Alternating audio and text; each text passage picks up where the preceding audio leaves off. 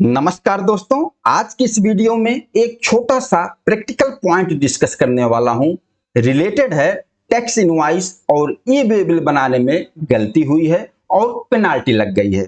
और जो ये गलती हुई है, इस तरीके से गलती नॉर्मली कोई नहीं करता। कोई भी बिल बनाने वाला पर्सन, कोई भी अकाउंटेंट ऐसी गलती कर ही नहीं सकता। लेकिन जिसको जानकारी नहीं थी, जिसको नहीं पता था, उससे गलती हो गई, कोई दिक्कत नहीं। काम करने वाले से गलती होती है, लेकिन उस गलती से भी हमें कुछ ना कुछ सीखने को मिलता है।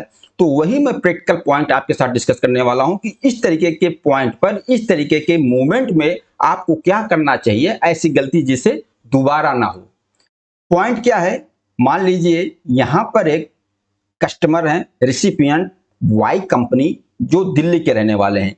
इन्होंने गुड्स परचेज किया है अहमदाबाद सिटी से, और वहां पर दो सप्लायर से इन्होंने माल परचेज किया। एक सप्लायर ए हैं, ये भी अहमदाबाद में है, दूसरे सप्लायर बी हैं, ये भी अहमदाबाद में है। और जो ज्यादा माल लोड होना है ट्रक में, सप्लायर बी के प्लेस से लोड होना है, तो वाई कंपनी ने अपना ट्रक भेज दिया बी सप्लायर के पास, और बी सप्लायर का पूरा माल ट्रक में लोड हो गया। लेकिन थोड़ा सा माल सप्लायर ए से भी इन्होंने लिया है। तो वाई ने बोला कि थोड़े से माल के लिए ट्रक को बी के प्लेस पर भेजने की जरूरत नहीं है। बी के प्लेस पर ट्रैक्टर भेज दिया, या कोई छोटा सा गाड़ी भेज दिया, छोटा सा टेम्पू भेज दिया, जिसमें वह पूरा माल लोड हो जाए। और वाई ने ए को बोल दिया कि आप इस ट्रक में, इस ट्रैक्टर में माल लोड करके बी के प्लेस पर छोड़ दो।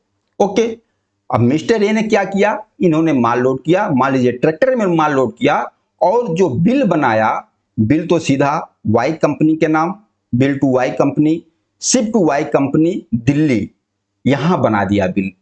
लेकिन इन्होंने गलती क्या किया?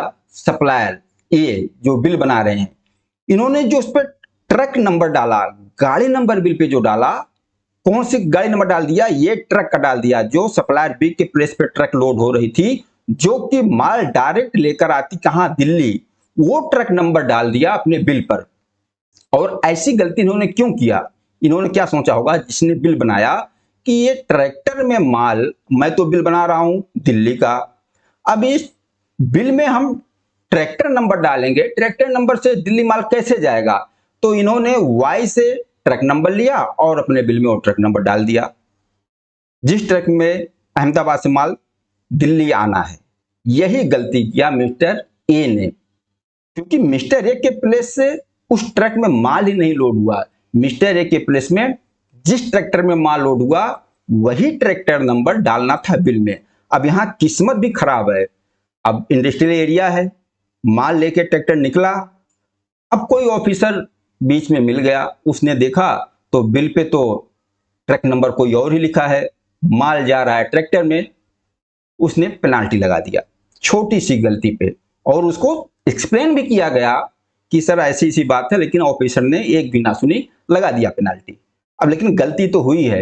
इस सिचुएशन में होना क्या चाहिए? मिस्टर एक के प्लेस से जिस ट्रैक्टर में माल लोड हुआ, अपने बिल पे, ई बे बिल पे वही ट्रक नंबर ही अपडेट करेंगे।